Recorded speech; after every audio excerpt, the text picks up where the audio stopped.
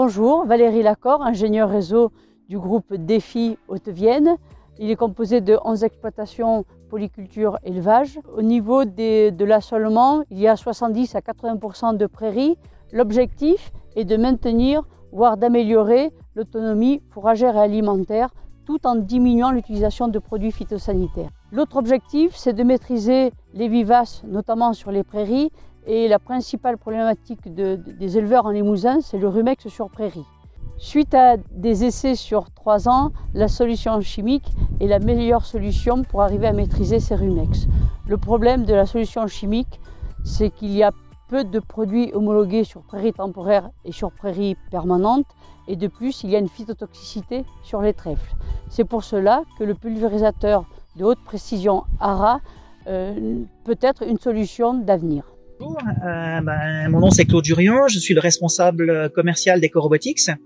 EcoRobotics, on est une société suisse qui est basée à Yverdon. On existe depuis 6-7 ans maintenant. On emploie presque 35 personnes, avant tout des ingénieurs. Et puis notre spécialité, c'est l'agriculture de précision. Donc, on a développé une technologie et un produit de sprayage de très haute précision.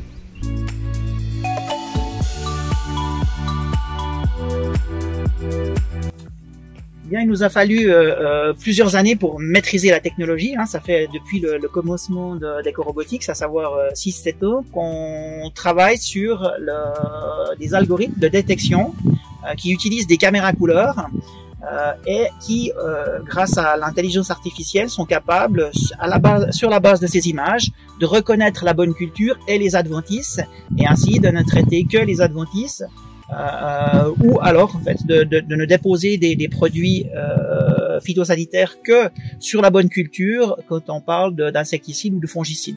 Et ceci avec une très grande précision, puisqu'aujourd'hui cette machine est capable de sprayer un pixel de 8 cm sur 3 avec une précision de l'ordre du centimètre. ARA fonctionne grâce aux caméras qui sont embarquées. Donc ici on a 3 modules de 2 mètres. Dans chacun de ces modules de 2 mètres, vous avez 2 caméras qui regardent le sol. Donc c'est des caméras couleurs. Chaque caméra regarde à peu près 1 mètre carré. Et puis avec l'informatique embarquée, ces images sont analysées plusieurs fois par seconde de manière à comprendre ce qui est de la bonne culture, de ce qui est de la mauvaise, des adventices. Dans le cas des prairies, eh bien, on va plutôt rechercher directement les adventices problématiques, comme les rumex et les chardons.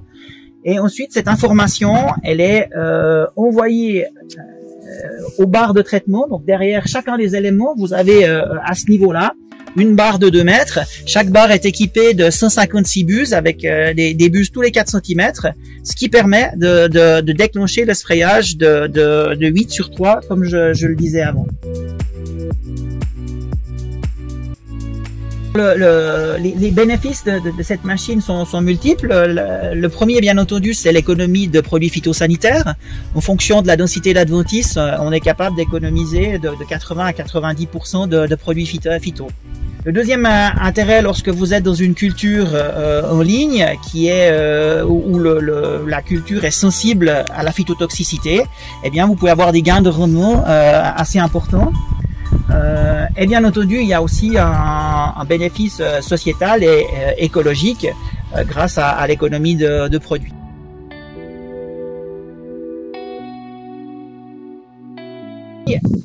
C'est une machine qui sera vendue aux alentours de 90 000 €. Mais je pense que ce qu'il faut regarder, c'est le coût à l'hectare et le retour sur investissement. Donc, comme c'est une machine qui est capable de traiter quand même pas mal d'hectares par jour, elle a un débit de chantier de l'ordre de 3 à 4 hectares de l'heure. Elle est capable de travailler la nuit aussi. Donc, vous êtes facilement sur des surfaces qui vont être de l'ordre de 60 à 70 hectares par jour en fonction du nombre d'heures que vous pouvez travailler. Dumas Philippe, je suis de Château-Ponsac, je suis agriculteur. Donc depuis 8 ans, je fais partie du réseau Défi. C'est dans le cadre de ce réseau qu'on essaye de mettre en place des protocoles pour diminuer la consommation de désherbants sur différentes plantes. Et plus particulièrement ici sur le rumex qui est quand même très invasive sur mon exploitation. Et donc on a fait venir cette société EcoRobotics avec ce matériel qui est très performant. Je pense que c'est un outil qui devrait s'acheter soit en grosse CUMA cantonale, soit en CUMA départementale, parce que c'est quand même ça coûte relativement cher.